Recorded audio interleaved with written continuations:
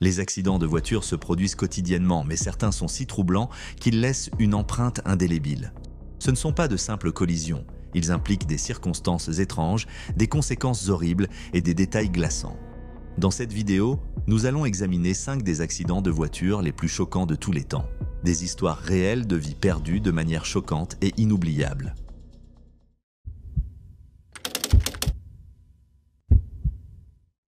C'était une soirée calme de novembre 2024 lorsqu'un terrible accident s'est produit sur l'autoroute RM12 à La Manga en Espagne. Ce qui aurait dû être un trajet routinier s'est transformé en catastrophe lorsqu'un hors-bord s'est détaché d'une remorque provoquant un accident mortel. 2 Britanniques ont perdu la vie et un autre a été grièvement blessé. L'incident a commencé lorsqu'un hors-bord de 32 pieds, surnommé Narcolancha, en raison de son utilisation dans le trafic de drogue, s'est détaché du véhicule qui le remorquait. Ces bateaux sont conçus pour atteindre des vitesses élevées, souvent équipés de moteurs puissants pour échapper aux radars en mer. Celui-ci, se déplaçant à environ 120 km/h, s'est soudainement détaché, a volé dans les airs et s'est écrasé sur une Seat Leon transportant 3 Britanniques. Le conducteur et le passager avant, âgés de 49 et 57 ans, n'ont pas survécu. Le choc était trop violent. Le 3e passager, un homme de 54 ans assis à l'arrière, a subi des blessures critiques. Les secours l'ont rapidement transporté à l'hôpital universitaire Virgen de la Arixaca à Murcie,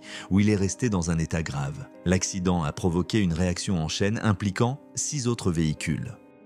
Certaines voitures ont été projetées hors de la route, tandis que d'autres se sont renversées ou ont été gravement endommagées. Les équipes de secours ont passé plus de 30 minutes à libérer les victimes coincées. Les témoins ont décrit une scène chaotique, des tôles tordues, des éclats de verre et des débris éparpillés partout. Plusieurs autres personnes ont été blessées, dont 2 femmes de 18 et 55 ans et 2 hommes de 19 et 29 ans. Ils ont été transportés dans des hôpitaux de Carthagène avec des blessures diverses. L'autoroute a été fermée pendant plusieurs heures, pendant que les autorités déblayaient les débris et menèrent l'enquête. Les enquêteurs ont rapidement réalisé que le bateau n'était pas un engin ordinaire. C'était un hors-bord surpuissant, souvent lié au trafic de drogue. Sa taille et son poids le rendaient extrêmement dangereux une fois détaché. Avec 2 moteurs de 300 chevaux, il est devenu un projectile massif. Les autorités, y compris la police et la garde civile, ont lancé une enquête immédiate. Elles ont découvert que le bateau était attaché à une remorque tirée par un autre véhicule devant la voiture des victimes. Cependant, comme il n'était pas correctement fixé, il s'est détaché et a traversé les 2 voies. Le conducteur de la Seat Leon n'a pas eu le temps de réagir. L'accident était inévitable. Le conducteur qui remorquait le bateau a pris la fuite avant l'arrivée des autorités. Les enquêteurs pensent que cette personne pourrait être liée à des opérations de trafic. Une autre personne aurait pu se trouver dans le véhicule, mais cela n'a pas été confirmé. Une recherche a été lancée pour retrouver le conducteur, mais jusqu'à présent, personne n'a été retrouvé. L'un des éléments clés de l'enquête était une série de reçus de supermarchés retrouvés dans les débris. Les autorités examinent les images de surveillance des magasins voisins dans l'espoir d'identifier le suspect. Les victimes ont été identifiées comme PD, 49 ans, JW, 57 ans et IP, 54 ans, tous de nationalité britannique. Leur voiture était remplie de clubs de golf suggérant qu'ils se rendaient à la station balnéaire de la Manga Golf and Tennis Resort, une destination prisée de la région. Le ministère britannique des Affaires étrangères a confirmé qu'il apportait son soutien aux familles des victimes et collaborait avec les autorités locales. Les photos de l'accident montraient le hors-bord toujours étalé sur l'autoroute, entouré de véhicules détruits. Les dégâts s'étaient considérables, montrant à quel point un objet de cette taille pouvait être destructeur une fois libéré. Les autorités examinent désormais d'éventuels liens criminels. Le bateau, identifié comme un Zodiac gonflable, n'avait aucun numéro d'immatriculation visible, ce qui rend son origine suspecte. Les responsables travaillent avec l'ambassade britannique pour approfondir l'enquête et déterminer comment un tel drame a pu se produire. Au-delà des pertes humaines, l'accident a causé d'importantes perturbations. La RM12, une route majeure reliant la Manga à Carthagène, a été fermée pendant plusieurs heures, provoquant des retards de circulation. De nombreuses questions demeurent. Comment un bateau aussi grand et dangereux a-t-il pu être si mal sécurisé? S'agissait-il d'un accident ou y avait-il une intention plus sinistre? Quels autres risques étaient présents cette nuit-là? Le conducteur responsable du remorquage du bateau est toujours introuvable, laissant un vide dans l'enquête.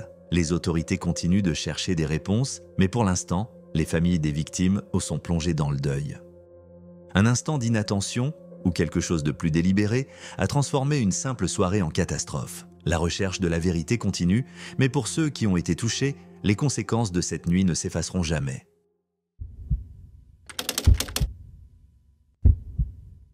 Le 15 décembre 1995, un accident dévastateur s'est produit près de Castle-en-Dinas, une fortification près de Newquay, en Cornouailles. Il était 18h30 lorsqu'un trajet routinier s'est transformé en tragédie, bouleversant de nombreuses vies. Mark Wade, un chauffeur de camion de 31 ans originaire de Fradon, était sur la route depuis le petit matin transportant une pelleteuse Caterpillar sur un camion à plateau bas. Épuisé après une longue journée de travail, il rentrait au dépôt de son entreprise à Saint-Columb.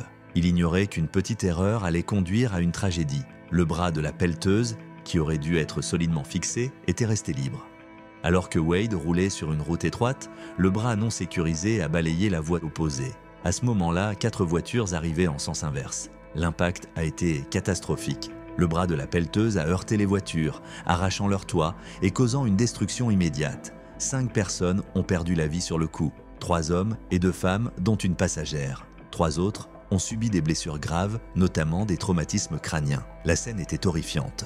Les services d'urgence sont intervenus rapidement, avec 10 équipes d'ambulanciers venus de villes comme Newquay, Wadebridge, Penzance et Bodmin, travaillant sans relâche pour secourir les blessés. Les pompiers et les policiers ont lutté pour maîtriser la scène chaotique. Cependant, pour 5 personnes, rien ne pouvait être fait. L'ampleur de la destruction a profondément marqué les premiers intervenants, certains ayant ensuite besoin d'un soutien psychologique. Les autorités ont rapidement ouvert une enquête pour comprendre comment cet accident avait pu se produire. Il a été découvert que le bras de la pelleteuse aurait dû être sécurisé avec une goupille du métallique et des chaînes. Ces éléments étaient disponibles sur le camion, mais Wade ne les avait pas utilisés. Il pensait que la charge était stable, ignorant qu'il la manipulait incorrectement. Des investigations supplémentaires ont révélé que Wade n'avait jamais reçu de formation adéquate sur le transport sécurisé de machines lourdes. Ses employeurs, Beasley Plant Hire et Chepstow Plant Hire, n'avaient pas fourni les instructions nécessaires. En conséquence, les 2 entreprises ont été tenues responsables de négligence.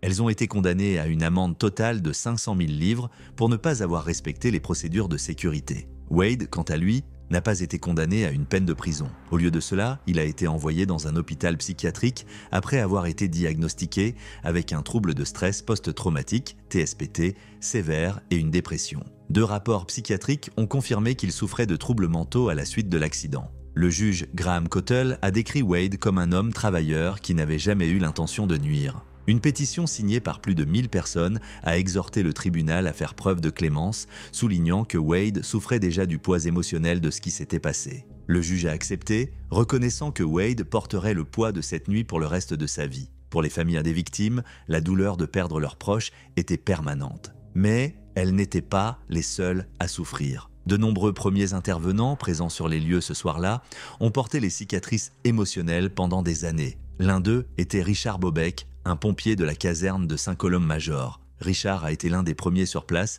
témoin des décombres dévastateurs et de la perte de jeunes vies. Cette expérience l'a profondément affecté. Richard était connu comme un pompier dévoué et un père aimant pour ses 2 filles, Selina et Anja. Cependant, le traumatisme de cette nuit l'a submergé. 8 mois plus tard, incapable de faire face à ce qu'il avait vu, Richard est tragiquement décédé. À l'époque, la sensibilisation au TSPT n'était pas aussi répandue et Richard n'a pas reçu le soutien en santé mentale dont il avait besoin. Ses filles ont parlé plus tard de la façon dont la perte de leur père avait changé leur vie à jamais. Selina a partagé des souvenirs émouvants de lui, évoquant sa gentillesse et les années qu'ils avaient perdues ensemble. Des années plus tard, le dévouement de Richard a été honoré. Son nom a été ajouté au Mémorial national des pompiers à Londres et une plaque a été installée à la caserne de Saint-Colomb.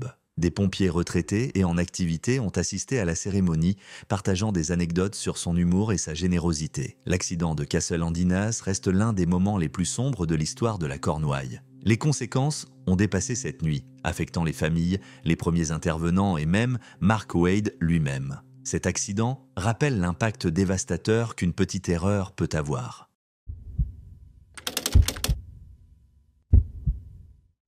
Le 11 juin 2023, un terrible accident a frappé la région de Hunter Valley en Nouvelle-Galles du Sud, en Australie. Ce qui avait commencé comme une joyeuse célébration de mariage s'est terminé en une tragédie inimaginable. La soirée était remplie de rires et de danses alors que les invités se rassemblaient au domaine Wandin Valley Estate à Lovedale pour célébrer le mariage de Mitchell Gaffney et Madeleine Edsel. Alors que les festivités touchaient à leur fin, 35 invités ont embarqué dans un bus affrété pour retourner à leur hôtel à Singleton à 30 minutes de route. Le bus, un Volvo B7R de 2009 exploité par Link Buslins, devait les ramener en toute sécurité.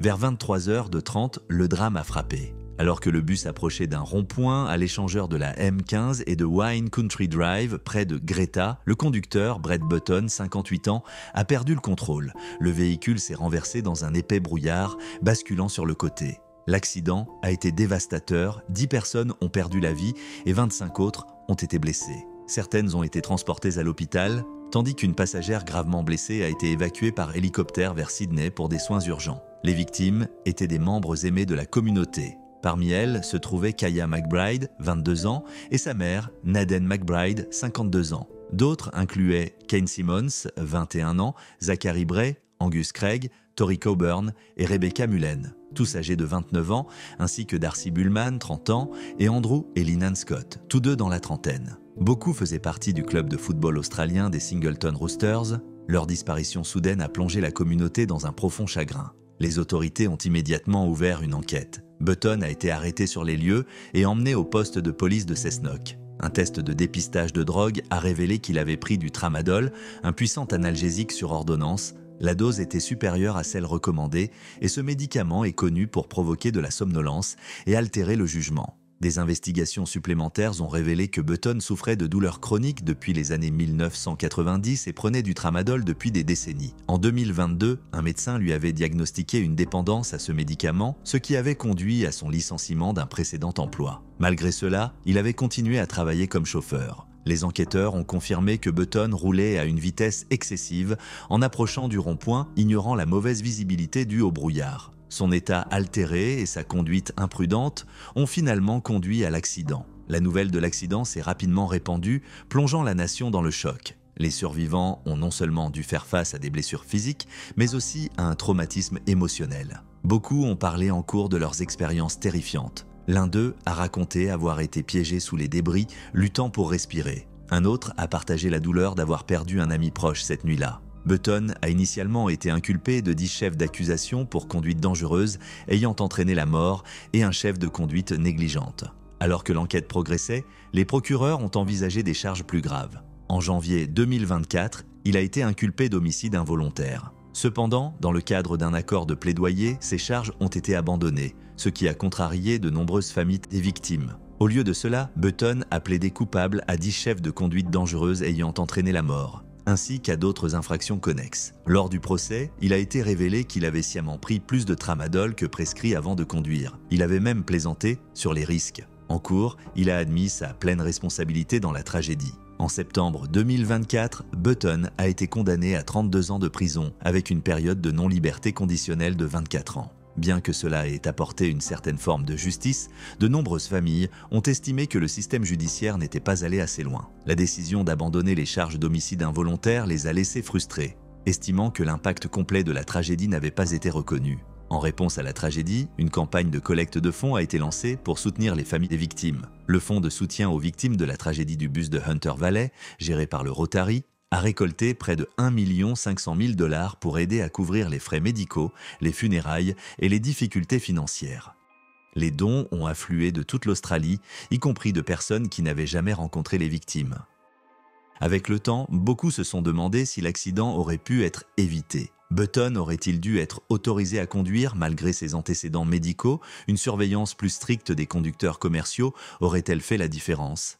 Et les mesures de sécurité des bus étaient-elles suffisantes pour empêcher une telle catastrophe? Pour les familles des victimes, ces questions restent sans réponse. Elles doivent maintenant affronter la douloureuse réalité d'avancer sans leurs proches. Quant à Brett Button, il passera des décennies en prison, portant le poids d'une décision qui a changé tant de vies en un instant.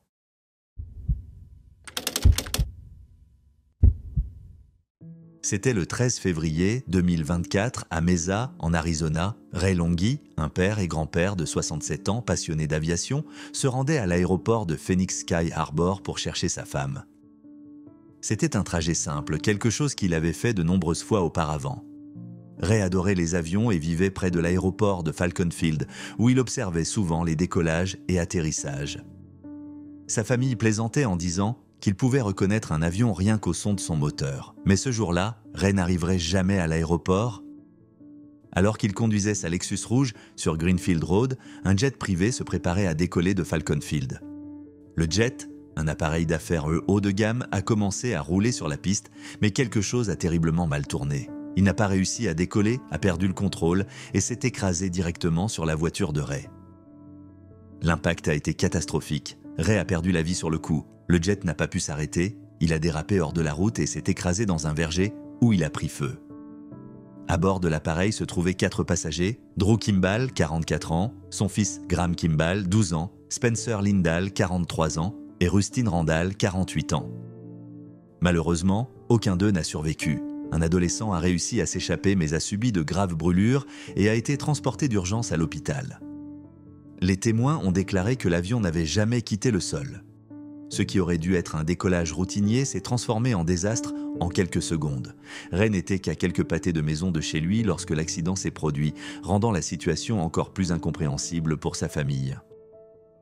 Comment une telle chose a-t-elle pu arriver si près de l'endroit où il avait passé des années à observer les avions? La passion de Ray pour l'aviation allait au-delà du simple fait de regarder les avions. Il avait travaillé dans l'industrie, notamment dans la vente, et avait même vécu à Taïwan pendant 8 ans. Il connaissait tout sur les avions et adorait partager ses connaissances. Sa fille, Lauren, se souvenait comment il l'emmenait dehors, enfant, pour regarder les avions décoller. Ils se tenaient ensemble dans leur jardin, à quelques minutes de Falcon Field, pendant qu'il lui expliquait le fonctionnement de chaque appareil. Malgré toute sa connaissance des avions, rien ne l'avait préparé à ce qui s'est passé ce jour-là. Lauren était sous le choc. « Quand j'ai entendu parler d'un accident, j'ai supposé qu'il s'agissait d'un accident de voiture », a-t-elle déclaré. Mais quand j'ai appris qu'un avion était impliqué, je n'arrivais pas à y croire. Mon père vivait à côté de cet aéroport depuis des années. Comment cela a-t-il pu arriver? Pour la famille de Ray, la perte semblait irréelle. Il avait passé une grande partie de sa vie fasciné par l'aviation et pourtant, c'est un accident d'avion qui l'a emporté. Mais Ray n'était pas seulement un homme qui aimait les avions. C'était un mari, un père et un grand-père dévoué. Il aimait passer du temps avec sa femme, Ada, ses enfants et son petit-fils d'1 an, Charles. Lauren l'a décrit comme plus grand que nature, quelqu'un de bienveillant, d'aventurier et toujours prêt à aider les autres. Quelques minutes avant l'accident, Ray avait envoyé un message simple à Lauren. Tout va bien, c'était quelque chose qu'il faisait souvent, une façon de prendre des nouvelles et de montrer qu'il tenait à elle. En y repensant, Lauren y a vu plus qu'un simple texto de routine. C'était une preuve de son amour, ce dernier message est devenu l'un de ses derniers souvenirs de lui. Lauren a eu du mal à accepter ce qui s'était passé. « C'est tellement injuste », a-t-elle déclaré. « Mais je sais que mon père ne voudrait pas que nous restions coincés dans la tristesse. Il voudrait que nous continuions à avancer. » Alors que la famille de Ray essayait de comprendre la tragédie, le National Transportation Safety Board a ouvert une enquête sur l'accident. Mais attendre des réponses était difficile. « Ma famille et moi avons besoin de savoir ce qui s'est passé », a déclaré Lauren. Cela n'aurait pas dû arriver. Ray avait toujours été passionné par l'aide aux autres. Il soutenait le Sunshine Acres Children's Home à Mesa, faisant souvent des dons pendant les fêtes. En sa mémoire, sa famille a encouragé les gens à contribuer à cette œuvre caritative s'ils souhaitaient lui rendre hommage. Pour ceux qui connaissaient Ray, sa disparition était déchirante. Il n'était pas seulement un passionné d'aviation, c'était un homme de famille qui apportait de la joie à ceux qui l'entouraient. Son absence a laissé un vide profond dans la vie de ses proches. Alors que l'enquête se poursuit, de nombreuses questions demeurent. Cet accident aurait-il pu être évité? S'agissait-il d'un problème mécanique, d'une erreur humaine ou de quelque chose d'autre? Pour la famille de Ray, ces questions ne sont pas seulement une quête de réponse, elles sont un douloureux rappel qu'il n'est plus là. Mais malgré le chagrin, Lauren s'accroche aux souvenirs de son père, au rire, à l'amour et aux moments partagés. La vie de Ray Longhi était remplie d'aventures et de gentillesse. Bien que son histoire se soit terminée en tragédie, son impact ne sera jamais oublié.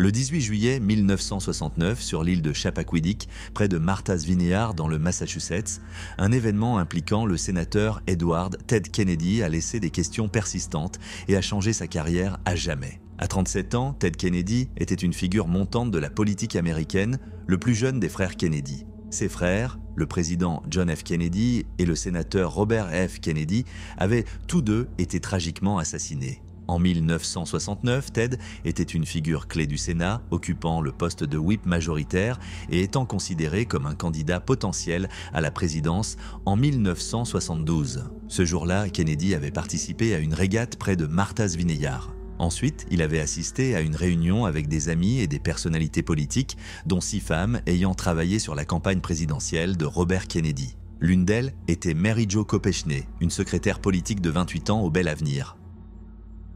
Vers 23 h, Kennedy a quitté la fête avec Mary Jo, affirmant qu'il la raccompagnait à son hôtel. Cependant, elle avait laissé son sac à main et sa clé de chambre, ce qui a jeté le doute sur son explication. Vers minuit, un policier a vu la voiture de Kennedy rouler à grande vitesse sur une route non pavée près de Chappaquiddick.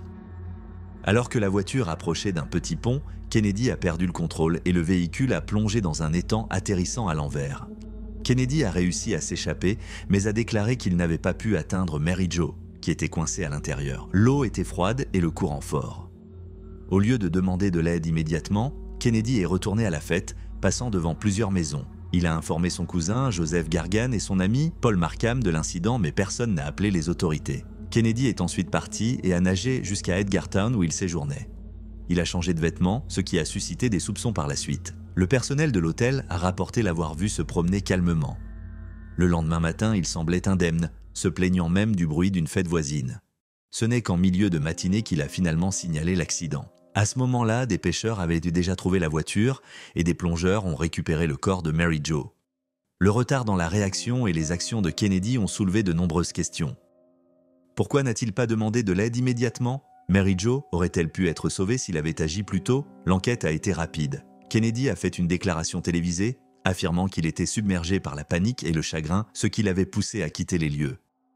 Mais les détails de la nuit restaient flous. Des rapports ultérieurs ont révélé que Kennedy avait demandé à ses amis et à sa famille de garder le silence sur les événements. Beaucoup ont soupçonné que ses actions visaient davantage à protéger sa carrière politique qu'à agir par souci pour Mary Jo.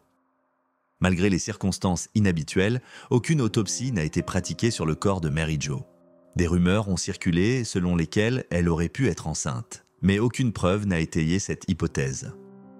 John Farrar, le plongeur qui a récupéré son corps, a suggéré qu'elle aurait pu survivre pendant des heures dans une poche d'air à l'intérieur de la voiture. Si Kennedy avait demandé de l'aide plus tôt, elle aurait peut-être été sauvée. Dans les jours qui ont suivi l'incident, Kennedy est apparu profondément secoué. Ses amis l'ont décrit comme renfermé et sa femme Joanne a fait une fausse couche pendant cette période. Son père, Joseph Kennedy Sr., dont la santé déclinait déjà, aurait vu son état se détériorer après le scandale. Sur le plan légal, Kennedy a subi peu de conséquences. Il a plaidé coupable pour avoir quitté les lieux d'un accident et a reçu une peine de 2 mois avec sursis. Malgré la controverse, Kennedy a continué à siéger au Sénat pendant des décennies et est devenu un législateur respecté. Bien que l'affaire de Chappaquiddick ait gravement entaché sa réputation et anéanti ses ambitions présidentielles. L'histoire de Mary Jo Kopechne est souvent éclipsée par les retombées politiques. Sa vie s'est terminée dans des circonstances obscures et les questions sans réponse sur cette nuit persistent. Les choses auraient-elles pu tourner différemment si Kennedy avait agi plus tôt? L'incident de Chappaquiddick reste l'un des événements les plus débattus de l'histoire politique américaine, laissant derrière lui des questions qui continuent de hanter les esprits.